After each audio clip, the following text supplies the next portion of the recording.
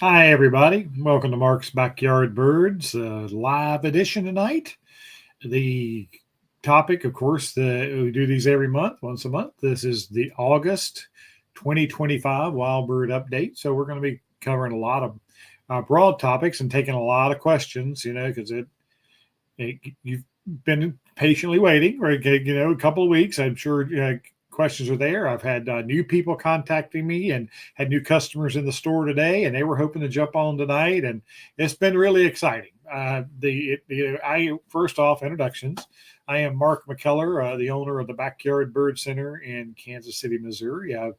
I'm a trained wildlife biologist. Worked in the field for many years, ran nature centers, and my wife and I, Melanie, producer, you'll see her hand. That's it.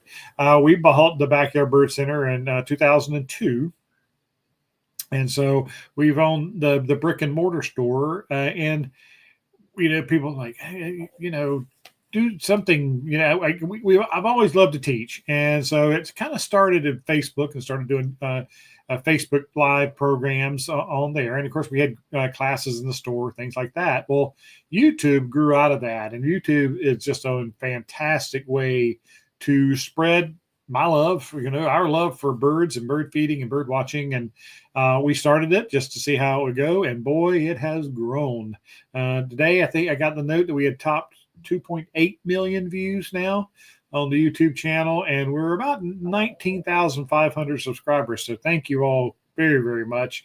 The support has been fantastic. And one of the coolest things, is folks that has grown, and these Thursday lives have really caught on, and I love seeing you guys talk to each other back, kind of making friends there. And then if you're a member of the Mark's Facebook community on the Mark's Backyard Birds on Facebook, I posted some pictures this week about a couple who stopped in the store. Fans from Southern California were on their way to see their daughter in St. Louis, and they wanted to stop and meet me, and we had a great conversation. And just very flattered that they wanted to do that. And then a friend today that we've made was on her way from Arkansas to Omaha, and she stopped by the store to say hi and take some pictures. It's very flattering, and I love that the power of YouTube to reach all corners of the country. And so thank you guys. And first thing I always like to do is give people time to get in, because some of these platforms are a little slower than others. So we always like to take some time to welcome folks in and give people a chance to get on. And let's go up. Ooh, we got to go way back up to the top. There's Steve. Yeah, there's the banner. I can figure out what was going on with that banner thing. It changed on me, and so we got it back to the one I like. So, hey, Steve, welcome in from the Cumberland Plateau in East Tennessee. Probably going to be driving through your area. I've got to run our van out to North Carolina before too long, so I don't know if 40 still closed down through there. I might have to take the northern route up through West Virginia because of all the flood damage back this winter. I don't know if it can get through that way like it usually do. Hi, Paul from Onalaska, Wisconsin. Nice group of regular woodpeckers, goldfinches, or cardinals. Yep, the wild food sources. That's what's getting ready to happen, folks. We call it the September slowdown. So the feeders are going pretty good right now. A lot of young birds, baby birds.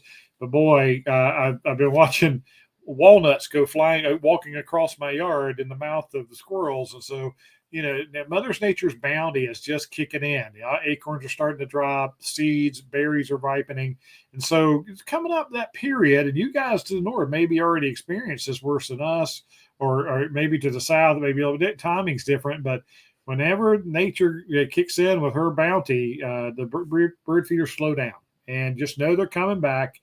And for new people who are new to bird feeding, they go, oh, my birds. But they will. They'll be back, especially we get some little bit cooler weather. Hi, Kurt. That right down the road. We were over at Kurt and Carrie's house the other night helping with a project in the backyard. Jim E. from Tennessee. I remember we got two Jim E's. I did a Jim E. up in Minnesota and a Jim E. in Tennessee. All right. And a Lee one. I had lunch with a Jim E. today. Wow. Hello from Janet in southeastern PA. Welcome in. Hi, Sandy. from my two Kankakee, Illinois, cicadas are loud. Yes, we don't have a lot here because we don't have a lot of oaks and stuff right where we're located, but we hear them. But we went down in the southern part of Kansas City the other day to pick up some stuff, and man, they were really droning down there, that part of the city. Hi, Ariana from Arizona, I do believe. Hi, Lisa. Everyone always look forward to these lives. Look forward to having you on. They're fun. Hello, Carrie.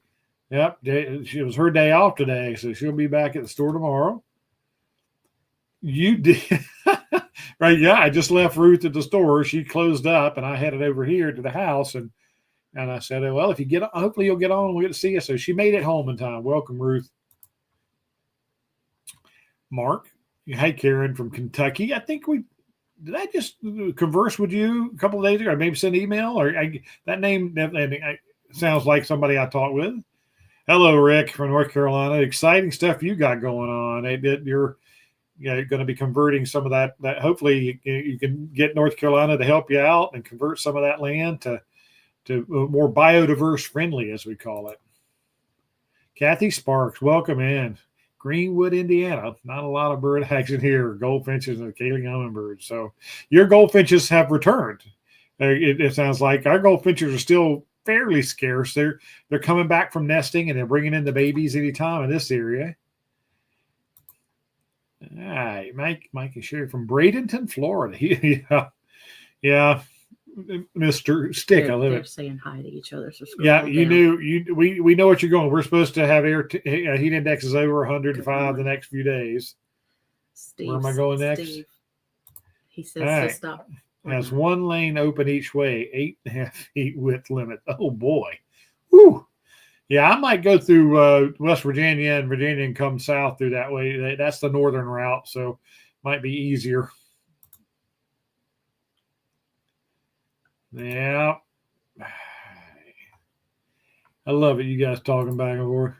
Thank you for your help on our. Oh yeah, my Eagle Scout knot tying skills were called into action. I was glad I could help.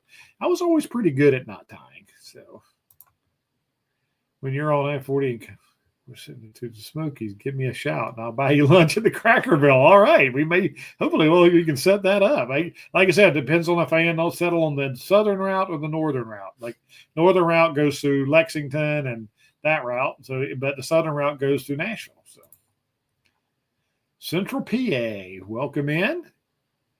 Hello, Ellie. Lots of loud cicadas. Yeah, it is rocking on. That's for sure. All right, so let's get into the program a little bit here, and then we'll get back to the questions and comments. We always love taking that, and then hopefully I'm address some of it just with the slides I've planned for tonight. But we will definitely talk, and you can't talk about birding birds in August without talking in our area, especially about ruby-throated hummingbirds. It is the hummingbird month. And as I told you in my programs, and you've watched me, and you guys are regulars have heard me say it so many times, that this is the time. I warned you back in the spring that if you lose your hummingbirds and you don't have them in, past the first week of June, or especially in June and July, to take your bird feeders down, but mark your calendar and put them back up, and the last week of July. Don't put very much in them, because that's when territories start to break down. The males are not nearly, they're not fighting off and trying to attract females and that kind of aggression. And then the babies are fledging, and the babies don't know what's going on. And this is a perfect example of the babies don't know what's going on. 4 baby fledgling juvenile ruby-throated hummingbirds feeding at one time. You can tell there's not an adult there, because an adult would chase them all off and have that feeder for themselves. Because what happens now during August and the first week or so of September, it's all about fattening up. They've got to make that journey to their wintering grounds, and wherever that may be, the Yucatan Peninsula, Central Mexico, area, lower than that, further south than that. Well, they had to fatten up for that journey. When the winds start turning from the north, they'll take off. The adult males leave first, adult females leave. But until then, it is literally mine. And that is, I've got to eat. This is my food. You can't eat it. And this is when people put up 2 or 3 additional hummingbird feeders so that they can entertain this many. One of my customers, a friend of mine, for years, she always told me that she took vacation the last week of August, first week of September, the window in there, to do nothing but fill hummingbird feeders at her yard up in Smithville, which is north of us here in Kansas City.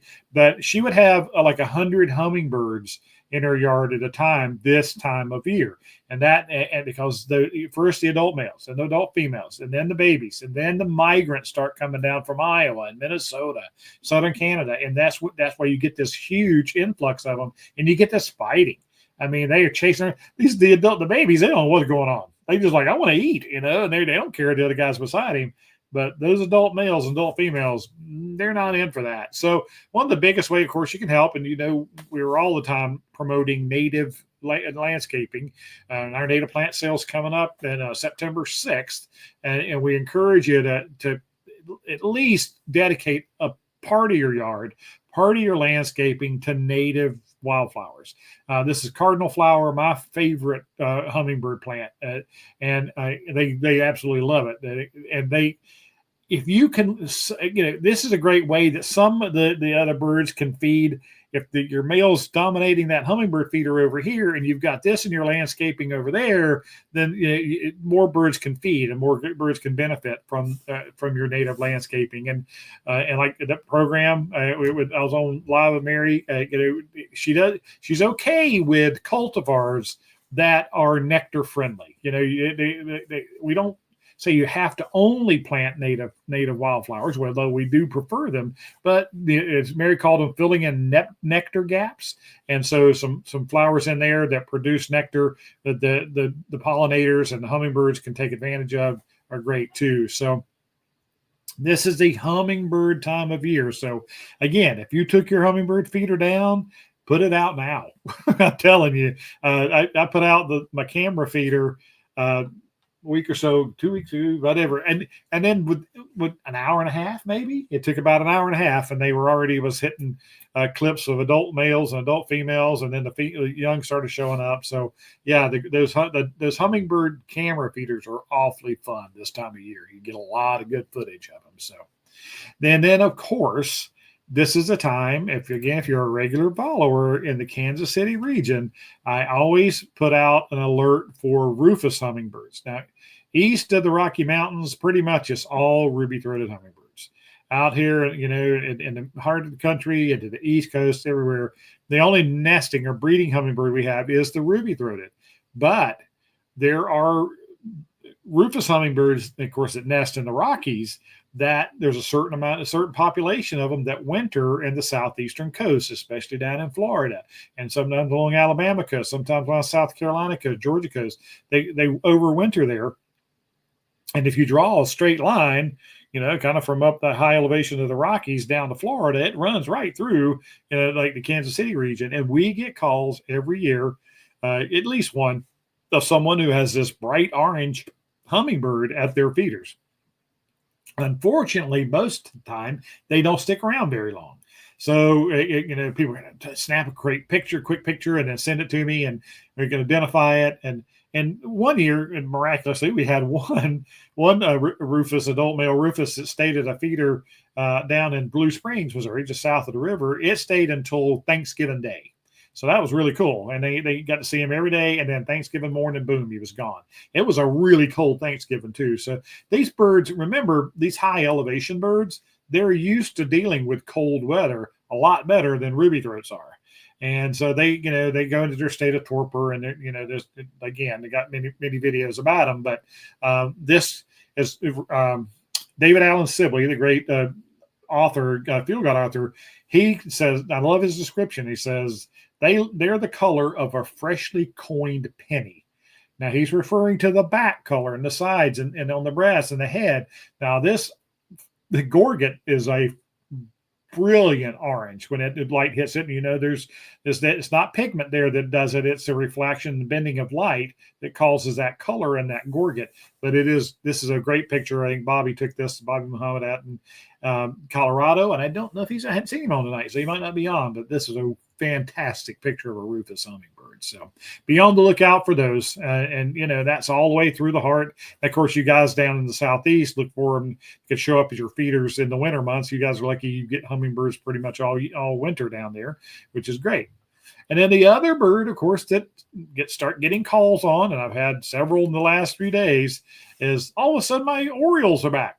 What are they doing? And the simple truth is, these are not your Orioles. People think that, they must have just been out in the woods or somewhere and they've come back to eat on my jelly and things. But almost certainly the Orioles you're seeing right now are migrants. These are northern birds. Our birds, our adult male Orioles like this guy, they tend to leave by mid-July. They start bugging out. I mean, they're one of our earliest fall migrators, and they work their way kind of slowly to the south and to their wintering grounds like the Yucatan and places like that. But these later birds, these birds that nested up in Wisconsin and nested in southern Canada, those, of course, they were a couple of weeks behind our birds nesting because they got a later start. And so they start passing through this time of year and people get all excited and they think they're back. But yeah, put your jelly out, but make sure you got oranges and out for them, things like that, because they're trying to refuel just like those ruby-throats are. Eat that quick energy hit, and then they of course are eating bugs all the time, and they're trying to gain some more fat for the north winds. Remember, these birds weigh nothing, and they cannot fly against a strong headwind.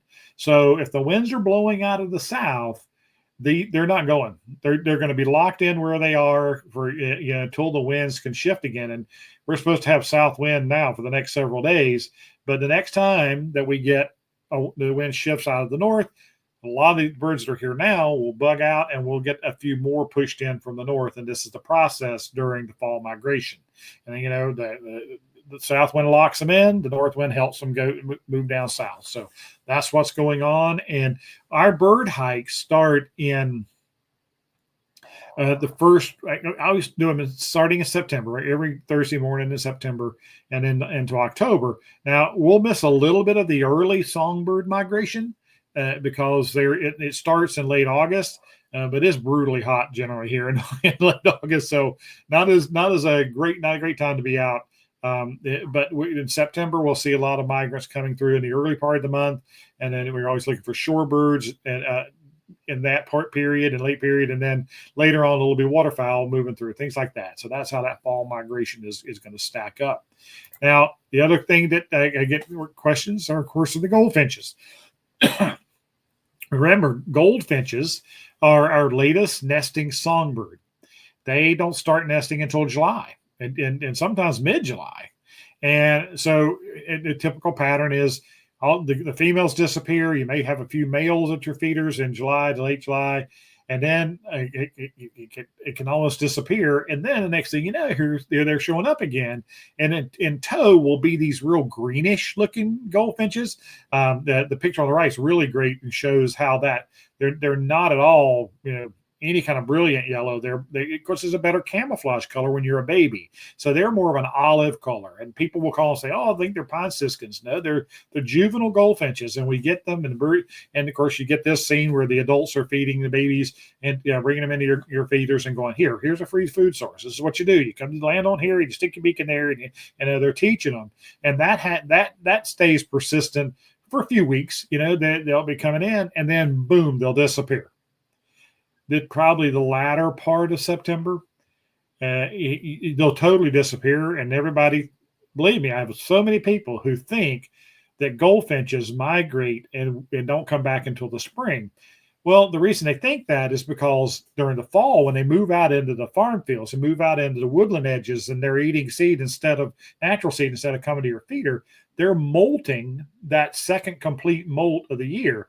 And they will start losing those bright yellow feathers, and it'll be replaced by these more olive drab feathers, which is far better camouflage in the winter than being bright yellow. So what confuses people the most is when they return to feeders with the first really good cold snaps. We always say December through July is the goldfinch season. It unofficially, but that's what we call it, because they show back up and they're at your feeder all winter. They're starting in like December, January, even November. But people don't think they're goldfinches because they're not bright yellow anymore. They changed and they molted out of that bright yellow plumage. And so when they show back up, they're olive drab, and we get lots of calls in the fall every year. Well, I got these strange birds at my bird feeder, especially people who are new to bird watching. So that's the cycle. That's what's going to be ahead of us. But right now, be on the lookout. The babies will be coming in. So you guys maybe to the south have already had the babies coming in. You guys to the north may be a little bit delayed to this, little later start to the nesting cycle. But this is what's going on right now. It's always a fun show. So Ellie was the last one. If you wanted to. All right. So Here? Yep. All right. Navy Mom, good evening from Young Harris in the beautiful North Georgia mountains. It is pretty up there. There's a lot of movies and TV shows are filmed up there in North Georgia, that mountains that a lot of people don't realize. But yes, that is a very beautiful part. Welcome in. Hi, Mary B., the new shop girl. All right. Welcome in. Hey, that was great. And so please, let us know if you get on. And absolutely, welcome in. There must have been another Karen. I've been seeing a red-headed woodpecker in the Downies. Such beautiful, absolutely. Woodpeckers are such a popular group of birds. Can you guys help me out here?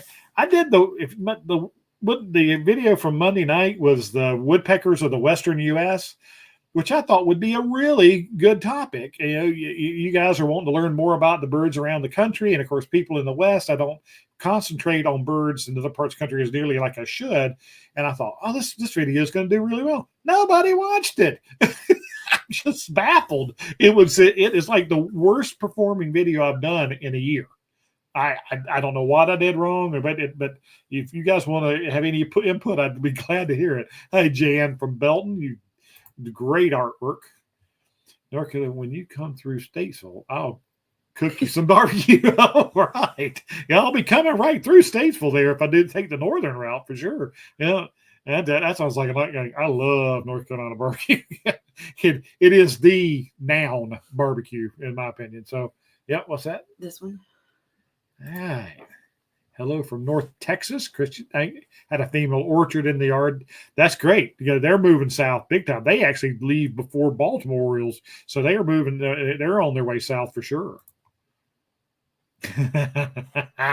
What's on my shirt? Did you see Melanie's shirt? Could you see that? Hold on. Oh, Melanie's going to.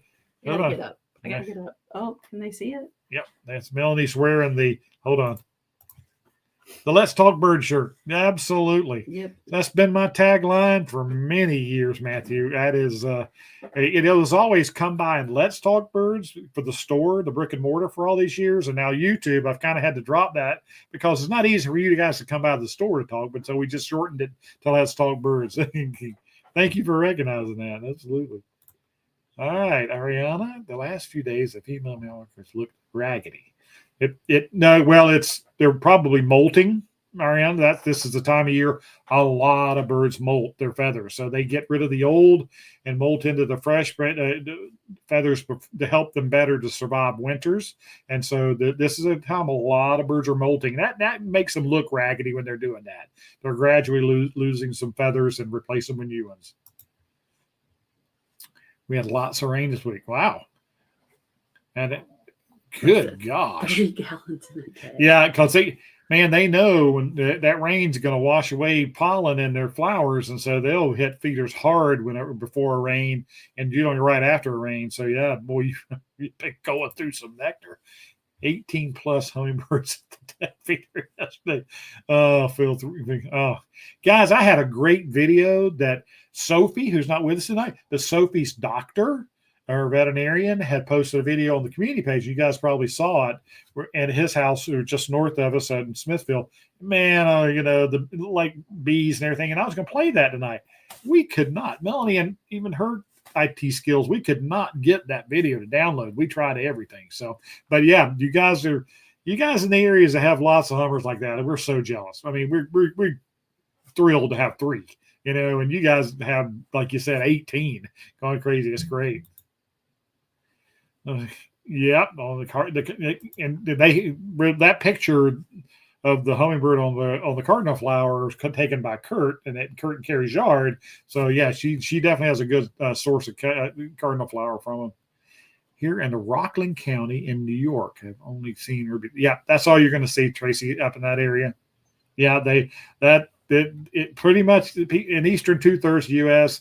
You'll have the people think the male and the female are two different species. Nope, the female just doesn't have the white throat.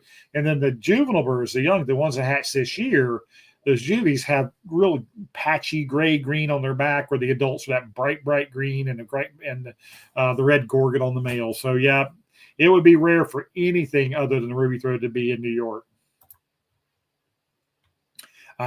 Yeah, definitely. Yep. They don't sing as much in the fall migration, but if you hear one, that's a great time to put them out. A little sangria there. Yeah. My friend had house friends lay a nest, eggs hatch. A couple weeks later, she found them dead. Yeah. Yeah, Karen, this has been a very rough summer on nesting birds. Early on, the early nesting in for us, especially, April, May, June, that wasn't that bad here. So a lot of babies survived. And we talk about that. If you watch one of the other ones, you talk about how, my God, we have so many house finches, so many house sparrows. The nesting success was really high. Now, these migrants that come in and get a later start on nests, like house wrens, they have a tougher time because of the heat. And heat affects several things, not just the air temperature or the temperature in the box, which is hard enough for them to deal with. And I've done whole videos on how birds deal with heat and excessive heat. But it also affects insect populations, because the really hot and dry conditions are not great for insects the hatch, babies to hatch, where they depend so much on to feed their babies. So you got the stress of the high temperatures, you got lower food sources for them, because believe me, outside of mourning doves and American goldfinches, all birds have to feed their babies insects. That is their source of calcium, which is keratin. Keratin is our fingernails, and that's what feathers are made of. That's what bones are made of, and they have to have a lot of insects at the right time to raise babies. And in the years like this, in certain conditions, it's very, very tough. Now, I'm not saying that's the only thing it could be. I'm just know that this year is as hot and dry as it's been for a lot of people. It just depends on the state of bird's nest, whether it's shaded, and there's all kind of things that affect it, but that may be what happened there. Hey, Frontier from Southern California, good to see you in. Hey, we have many goldfinches that love seed pods of the summer. Absolutely. This has been sunflowers and purple coneflower heads and all that. They get more business than the bird feeders do from the goldfinches. That's right. Friendly reminder. Thank you, Steve. Thank you, guys.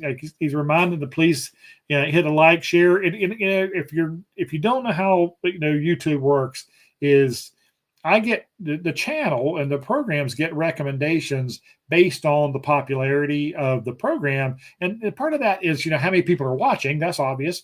But it's also how many people you comment. Those comments count toward the algorithm, they call it. But hitting the thumbs up button, hitting the subscribe button, share them with friends. All that really, really helps. And it helps the channel grow, which is a wonderful, wonderful thing. And thank you for reminding us, Steve, that it is, it's really important. If you want to see more videos and keep them coming, that's the way you can help easily, just by a couple of simple tricks there. Hello from Iowa, just to the north. Ellie from North Texas. How far south in the U.S. would you leave feeders out year-round? Just coastal region or further inland? Almost everybody watching this channel leaves out their feeders 365 days a year. I can tell you. Are you talking about hummingbird feeders, or are you talking about all feeders? I know the people up north, my Canada people, and those northern tier states that have bears. There's issues there, and a lot of people have to take their feeders in. But through most of the country, a lot of people feed 365 days a year. There's no doubt. Now, you guys down in the coastal regions and down in the south in that area, you have a better chance of them wintering. A little further south north in Texas, Bill's on tonight. Bill lives down there, and definitely it's it's not as common to have the hummers there in the winter months, but they do show up. It's just whether you're willing to keep clean and refilled. Tell you the birds I see. This live is on. Downy woodpecker. Stop by. All right, yeah. It's a bit slower, Sandy, right now. That's for sure. I'm sorry, I didn't get a notification.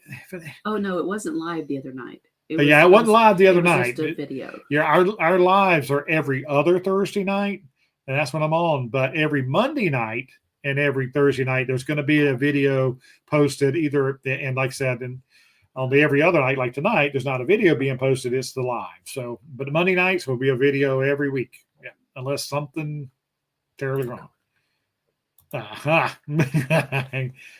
Hi, Jen G. Haven't seen you in a while. I watched the picture. Well, thank you, Jen. I was wondering. I mean, like I said, there were very few views, proportionally. I just don't know what I did wrong with that. But I thought the video was good, informative, and some great pictures. And I live in Florida. It was good. Well, thank you. Yeah, that's good to hear. Is that you have a repleasant quetzal there? Is that it looks like a trogon on your logo? Wow, most beautiful bird in the world. We'll go watch it, but never saw it. Sometimes it's YouTube. Yeah, we're baffled by the notification thing. You're supposed to get, if you're a subscriber and you click the button for notification, you're supposed to get notified. And I just don't know why it doesn't. We know there's a settings thing because remember was it Sandy that got a new phone? Yeah. You got to make sure you have your settings set on your phone. And are you hearing all this? Probably not. It's about settings, especially on your phone. Some of you watch on your phone, some of you watch on your television, some of you watch on your computer. So some of the settings are different. I know you guys on your television, you can't comment. So but you're watching. I know that. So it gets crazy. She loves your tea. Thank you. Yeah, I like that one. I have trouble differentiating American goldfinch and lesser goldfinch.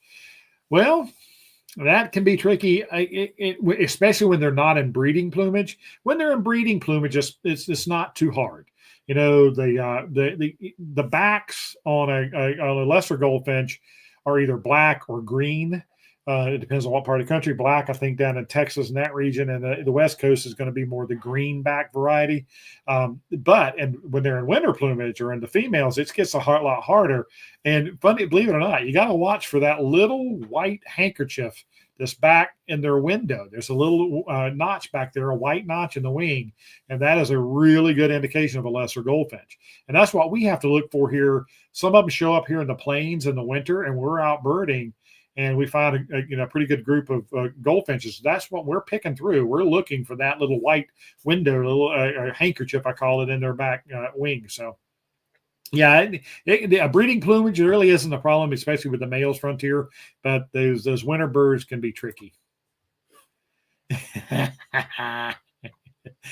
And we got to stop by his on the way. We'll have to stop on the way down and the way back, Rick. That way we're going to be flying back. Oh, we're going to fly back? Okay. Well, we'll figure this out. Wednesday night. Monday night. No, Mondays and Thursdays. Yep, the Perseid showers. It was that's the showers. Even on the weather guy on the news that night here, you can see them flying. You can see the meteor shower on the tower cam of one of their television towers. You can see the meteors. It was really cool. Yeah. They're the little flying cigars. They're starting to gather up to move. Gosh. She's outside. You're outside and watching. She's telling us. Yep, I love it.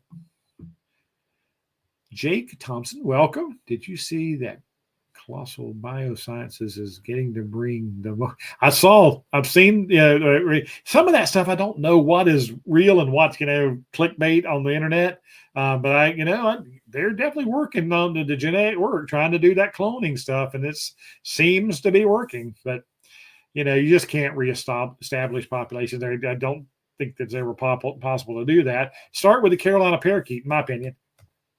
Where is he? There he is. That would be my favorite to bring back. Heading out to Colorado next month for a fishing trip. Oh, yeah. Bring a Hummingbird. Absolutely. Last year we came and checked out our bright colored sock hanging. That's great. And Matthew, one of our friends just got back from Colorado, and we were talking. I said, "Did you love the sound of those broad-tailed hummingbirds, man? You hear them all the time when you're up there. They sound like the little old George Jetson, his little car that he flew in. That's exactly what they sound like when they're flying. It's crazy. I love them. This time of year, man, you're going to be able to find Rufous and calliope you should be getting. And of course, there's always broadtails there, and especially on the way south. So yeah, you could have a lot of hummingbirds. Keep your eyes open on that feeder. yeah, you guys are going through some nectar. When is bird feathers on the ground? Can I tell when it comes from? No, not are you talking about the mockingbirds? When they're molting, they're not sexually dimorphic, so you can't tell a male from a female anyway with a mockingbird. They do not look different, and so you couldn't tell from feathers. That's for sure. And remember, technically, it's illegal to possess those feathers, even if you found them on the ground. We got into this list. Oh, that's just a type of female house finch have a snack from the good job. Getting a play-by-play. That's how they do it. Thank you, Sandy. Thanks for the tip to fill my feeders with safflower that grackles don't like. Oh, great transition. Grackle are invading my feeders and chasing away my regulars. I'm watching them and waiting for them to leave. Guess what? That, my friend, is the very next slide. Oh, you're supposed to be here. All right, hold on. There he goes. And Sandy, this is your picture. Turn that off. Yeah. The grackle are getting ready to. Where did that go? What happened? Back up here. Keep going. Oh, it jumped, didn't it? Yeah. Let's see. Laura Martell, where did she go? I'll look for it while you talk. There it is. All right. Well, you guys are jumping in fast and furious. Okay. This is a season that bird feeding enthusiasts, seed feeders, look forward to probably more than just about anything. And that is the end of the blackbird season at your feeders. So it is now in our area. Again, remember, north and south, it may be delayed or a little bit ahead of us, but you guys, the grackle and the starlings and the brown-headed cowbirds and even the red-winged blackbirds are starting the process of moving out into the farm fields, and they will tend to leave feeders alone. Right now, last half of August is a really good time for us. I haven't seen a grackle now in a couple of weeks at my feeders, and so but they'll move out and they'll feed on natural. And then our birds and northern birds, they tend to mostly go to the Gulf Coast states and spend the winter down there in farm fields and rice fields and all that, where they're more overwintering here because our winters have been milder, of course, over the last many years. But for the most part, the grackle season's over for a lot of us. And it just seems like it's just getting over for you. And you can get back to feeding your Nuttenberry or your Mark's No Waste blend or whatever your favorite blend is. And you don't have to do as much safflower or Nutrisaf because the grackle are going to be moving out. And that's yay. And the starlings, of course, they tend to move out. But they're a lot of them stay here, but they're out in the fields and things and eating on grains and things, harvested the corn harvest, all that kind of stuff. But they stick around and come back when the weather gets really harsh. And so expect the starlings to come in with the first snow or the first brutal. And for us in Kansas City, it's almost always January. That's when temperatures really get super freezing and the heated bird baths and the feeders are really busy. Well, that's when the starlings tend to move back in and you have to do your anti-starling measures then. But the grackle are on the way out. Yay! We love it. All right, let's go to a bird watching topic. All right. I'm going to combine two things here. I'm going to combine the book I like to feature. I like to feature a book if I can on these lives every time. And then I'm going to talk about songbird migration south. when things like warblers, which are, bird watchers' favorite groups of birds for most of us, they come through, you always look forward to them in the spring, and they're in breeding plumage. And like the one on the left, this is a chestnut-sided warbler in Ruth's yard, and this is a beautiful male, and this is what they look like in the spring. And then, of course, the adult females have a little bit different look to them, and we get used to that. That's what we look forward to. Well, in fall migration, which is, much more spread out, and they're filtering their way south, well, we don't see as many because they're outnumbered 4-1 adult males. You see this bird on the right, which is a juvenile male chestnut-sided warbler. Can you see the difference? Yes, they're quite a bit different.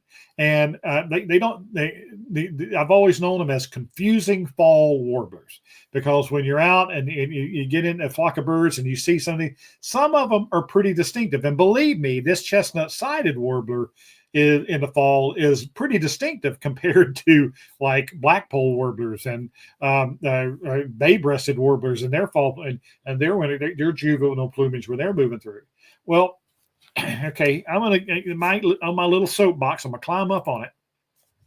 But today, birders are so focused and so dedicated to apps on their phone and Merlin and so many things like that.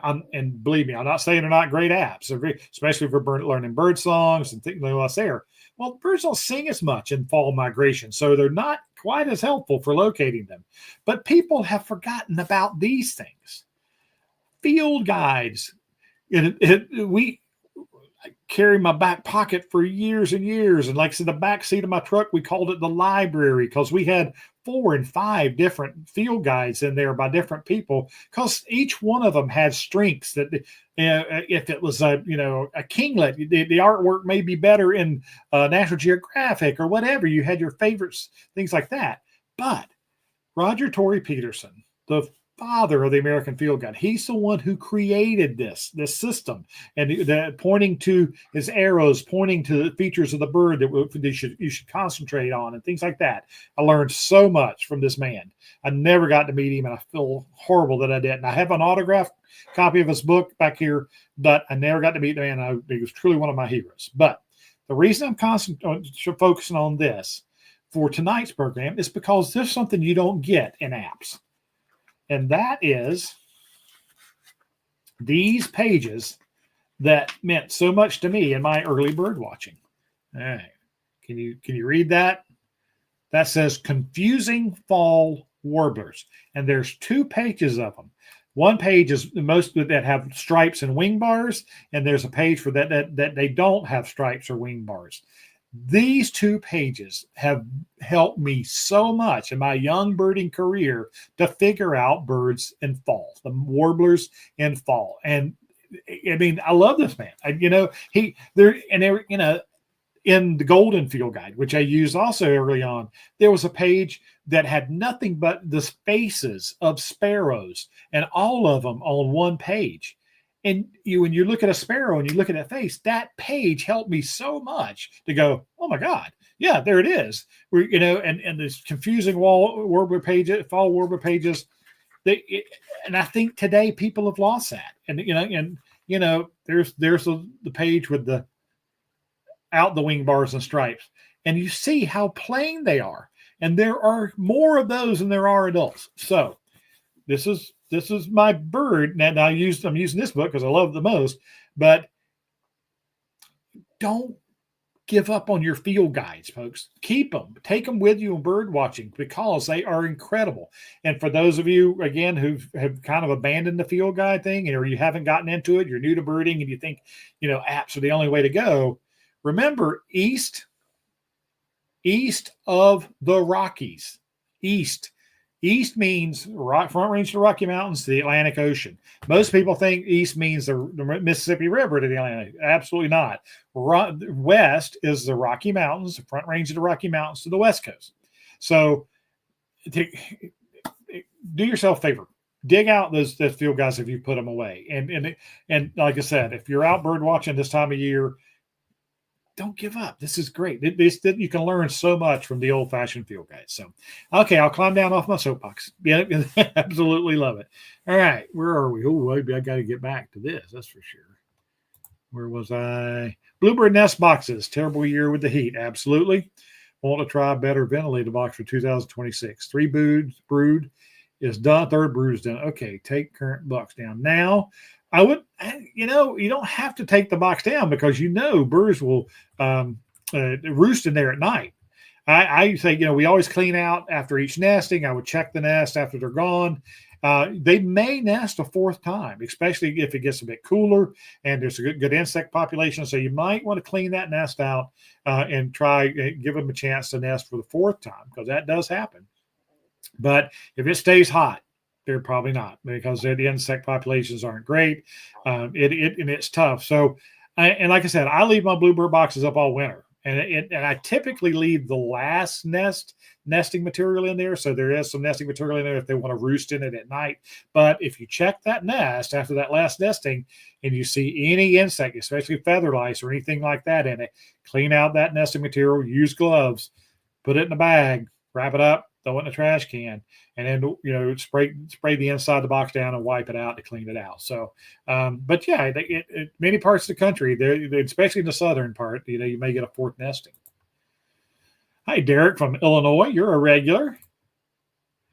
Terrible dry year. Yep, I had a northern parallel at the water fountain.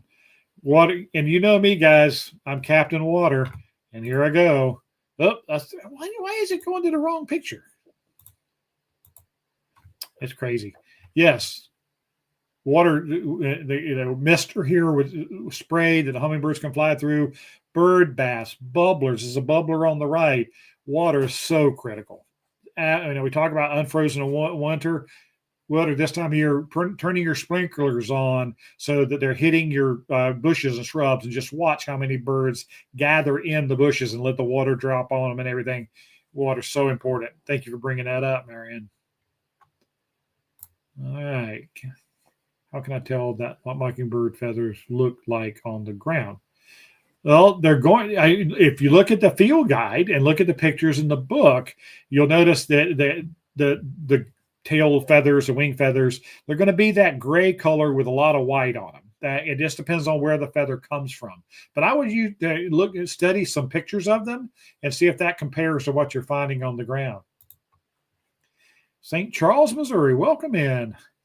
Absolutely. Thank you for joining. Appreciate the compliment. Yeah, I know you guys have had some exciting birds over there. I think there was a swallowtail kite at the confluence, I think, yesterday spotted. That's great over there. Colorado trip next month. Bring that note on that one. I don't know where that came. Oh, he says he's going to try and stop by on his way back to New Jersey. Oh, you're going to try to? That would be awesome, Matthew. Let me know for sure. I only live 1 mile. 1 mile from the store. So if you get here and I happen to be at the store at the house working, they'll call me and I'll run right over. So I'd love to meet you. Yeah. Send you an email. My bad. Yep. Sending an email to mark@backyardbirdcenter.com. That will get me.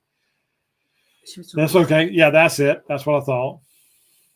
You watched it, Lisa. Did you like it? I'm sorry. Did I do something wrong? I got the notification, but it is still in my watch later. I got you. Okay. Rabbit and squirrel chain. There you go. There, the mammals are on the prowl. Like I said, I'm watching walnuts go across my side yard, from where the walnut tree, the squirrels are, wherever they're storing them is that direction, because they're running. I see them every day running across with a big old green walnut in their mouth, and they're running across the yard. New to backyard feeders, built 8 stovepipe baffles. They're the best, and still watch the wreck. Ooh. How are you suspending the stovepipe baffles? Because if you just set them on the ground, they'll bear hug them and go right up them. So you have to rig them up so that they suspend up in the air above the path. So they're having to start to climb up the pole with these hands, and then they have to try to bear hug the baffle. That's how they're most effective. Hi, Andrew. Yeah. Oh, out of town. I watched your little video short with the hummingbird on that's in your picture there today. Mark from Southwest Michigan. Welcome, Joshua. Yeah, absolutely. Well, look at there, Justin. Now, thank you so much. If you in the ornithological, I love it. Okay, if you don't know what this is a bump. They call it, and people do these. They're gifts to help support the channel, and of course, these make a huge difference to the YouTube algorithm. But this is this helps to support us, and thank you so much for your $10 bump there. We appreciate that. I have had them go from Fort Bragg to Afghanistan that way on 17. Yeah, yes. North Carolina barbecue. If you've never had it, folks, you need to try it. It's basically Eastern North Carolina barbecue. I know you may be doing Western, Rick, but I love the Eastern as well. So that's the thing about North Carolina. It's the state's divided in two on their barbecue type, and you have to try both. You really do. You have to give them what you find what you like. Oh, that was what you just did. Hallelujah. The blackbirds are gone. Yeah, that's right. Grackle is on the star magnolia, my fruit bird. Cue the plug for water. Yeah. Yep, Sandy, you know me. People, guys, it's so important. And I sound like a broken record, but I'm never going back off of that. All my garden club programs, everything I do, I always talk about food, water, and shelter, and water is number one. So the most important thing you can do for birds. Hubby was in Colorado last week and sent me a pic of a Western magpie. Oh, yeah. The couple that came in the other day, they had some pictures they had taken from a trip. They were in Colorado, and they had a picture. It was a blurry picture, but it was a picture of a Western tanager. They were excited to know that. And then they had a grouse. Was it sooty or no, not sooty. It's the other one. It was crossing the road in front of them, and it was a female, so it wasn't so obvious. But so name that bird. I play that game a lot. Absolutely. I tried to remove a comment and revive. Oh, okay, that's all right. I got you. It's a thing that we have a lot of Grackle starting down here, but the starlings don't hit the feeders at all, and the Grackle are well behaved. That's interesting. Absolutely. They like parking lots better. They like French fries. That's right.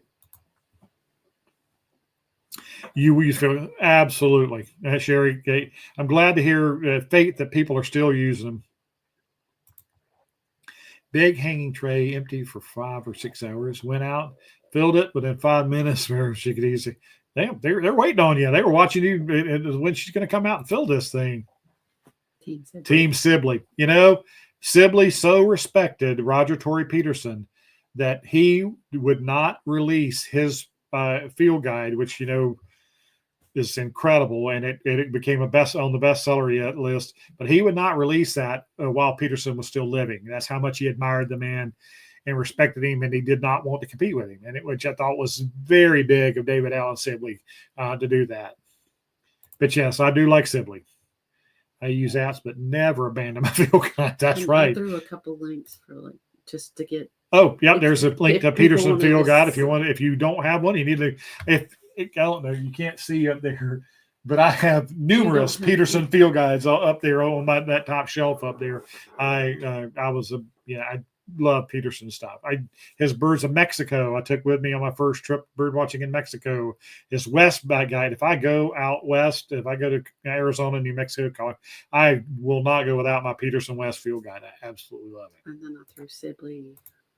There's Sibley's link. Yeah, thank you, Melanie. Just to give them an idea. Hi, Ellie. Yeah, they see you out there and they're going to grab it. All right. Oh, yeah. Water. I can tell you, Carrie's backyard, the water is quite good. Yes, love East North. Absolutely. Yeah. Buy my shrimp plant for a hit. Oh, that's a great plant to have out. I do Eastern. Well, thank you, Rick. Absolutely. Yeah. Can birds see you at the window? It depends, Ariane. It really does. A lot of times your mirror is just your window is like a mirror to them. All they see is a reflection of the trees and the bushes and everything else. It depends a lot on the light angle, sun angle, and so sometimes you can just stand right there and they never know you're there, and they'll fly right up to feeders right in front of your face. At other times, they can see through the window and they would see you there and maybe spooked. I would love to send you some nice close-up pics of birds I've captured. How do you get it? Melanie's going to put the link right here. She's already typing it. Well, Yeah, I'm gonna put your email, and then I'll put a link to the Facebook page. Okay, we got the Facebook community group. You can always post them there, and Melanie's going to send you the link or post the link to my mark@backyardbirdcenter.com email, where you can send them directly to me. That's actually quicker for me if you do that. But the others, I'd love to look at them. Please send them. Suspended the 6 inches from the bottom of the baffle to the ground. That's probably not high enough.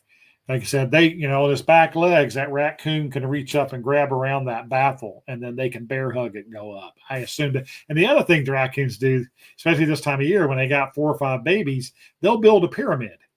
Mom will stand there, put her on the baffle, and they'll crawl up her back, and that's why you want to get that baffle up as high as you can.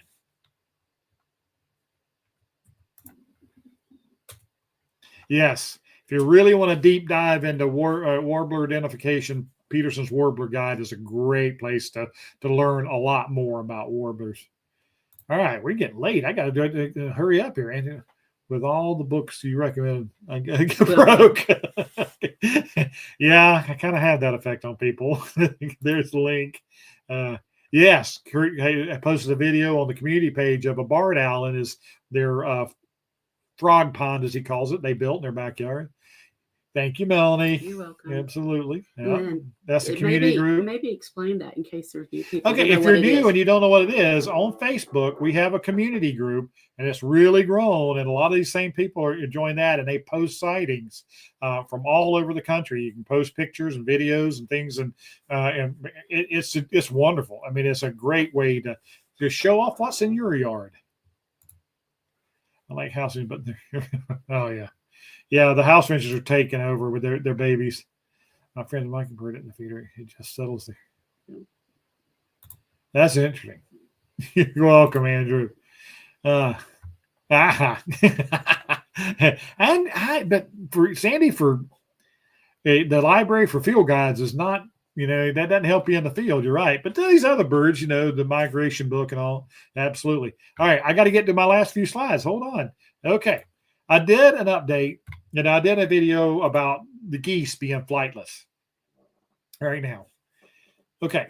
I got some people saying, well, I had 100 fly over my house in northern Nova Scotia and different places. Yes, remember, in different parts of the country, the molt is going to happen at different times. So if you're in Nova Scotia, the molt is going to happen a lot later in this summer than it does here in Kansas City. And you guys south of us, it's going to happen a bit earlier. So the period in which the geese are flightless is going to be different. I just saw yesterday driving into work, I had a handful of geese fly over by the store and headed to the ponds in our neighborhood. And that's the first geese I have seen in the air for almost a month. These guys are walking everywhere. And again, when they molt, then they lose feathers. They can't fly. Their body weight and wing ratio is not strong enough for them to get enough lift to lift that fat body off the ground when they just lose 1 or 2 flight feathers, which they have to do. They have to replace those every year. And for us in Kansas City, it's pretty much the month of July and the first part of August. It's a 4 to 6 week period when this happens. So I don't want people to think that, oh, he doesn't know what he's talking about. Your flightless period is probably still coming that far north, but this has to happen. This is just a biological fact of being a goose. You have to deal with it every year. So, oh, Mr. Stick, you're making me jealous. Man, it's one of the top bucket list birds on my life list. I can tell you. All right, my focus bird of the night. I always try to do a focus bird, and I try to pick. I do common ones sometimes, but I try to pick ones that are a little less known. And if you've watched, wildlife specials, and you've seen or heard of magnificent frigatebirds, these are the pirates of the sea. These birds are the most incredible flight birds, and they make a living stealing fish and food from other seabirds.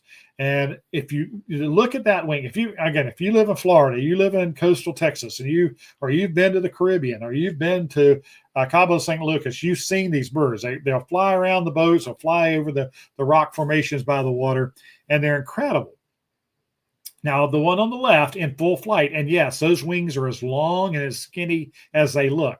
And they have a long forked tail, which we know in birds that tails are their rudder. So that's how they steer. Now, this is a breeding male, puffed out his air sac, and he waves his head back and forth. He's attracting the females. That's what he's up to. But the reason I wanted to share the magnificent Frigatebird for the video is that there's an old study where they took a Frigatebird, a dead Frigatebird, and they removed all the feathers, every single feather on the bird, and they kept them. They put them in, a basket, if you will. And then they used their methods. They took every bit of skin, muscle, tissue, everything off of that dead Frigatebird. And so all that were left were the bones. When they put them on the scale, they put the bones on the one side and they put the feathers on the other. The feathers weighed more than the bones. Think about that. We talk about how everything with birds is about weight, and they have to be as light as they possibly can. Well, this bird, being the master flyer that he is, has extraordinarily light bones. I mean, his feathers weigh more than his bones, folks. That's amazing. And they're very, they're hollow, but they're very strong. They're amazingly strong structures. But that is, we were taught this in college, and that, this is a prime example of a weight in birds, how important it is. So that's the magnificent Frigatebird. If you ever go on a cruise, you're in the South, down in the Florida, I see them, and every time I'm in Florida, I see them flying around the coast. But that profile is unmistakable, and they do turn up inland. Not very often, but they do after a hurricane or something like that. They'll turn up in the darndest places. So, you thought I'd share that. He's my creature feature for tonight, as we call him. All right, let's see if we can't close out with a few questions here. Almost caught up. Talking about don't look up when the yeah, that's right. I could enjoy Canada geese flying to North Canada. Well, if you watch my video, Jim, you know the story why they're here. We did not have them nesting in the middle part of the country, in the southern part of the country, for many, many years. And this is people with their popcorn in the parks feeding them in the winter months that caused the whole problem. That's how the whole thing started. It's been, thank you, absolutely. And well, Carrie, we appreciate you, and you're such a huge part of our team. And I'm glad that you learned. I mean, it's what I live to do. I love to teach and hopefully inspire people. The Cooper's hawks do not help the bird feeders at all. Yeah, they do. They do have big tongues, and they harass people. I'll share a little poem that my brother, who passed away before I was born, they tell my aunts and uncles and parents always told me he used to say this when he was little. He used to say, "Birdie, birdie in the sky, something fell in my eye. Aren't you glad that cows can't fly?" So I think that's into this conversation was going on. Oh my. All right, guys. Thank you so much. Oh, absolutely. Absolutely. Yeah, they turn up that far, especially after storms. They can turn up in the Great Lakes. Yeah, they're crazy. All right, guys. Thank you so much. You guys all have a wonderful evening. Absolutely. Thank you, Sherry. Don't forget to like, comment, share. Oh yeah, there always has to be. Don't forget to like and share the videos, please. If you haven't subscribed, please do. That way we can keep these guys coming.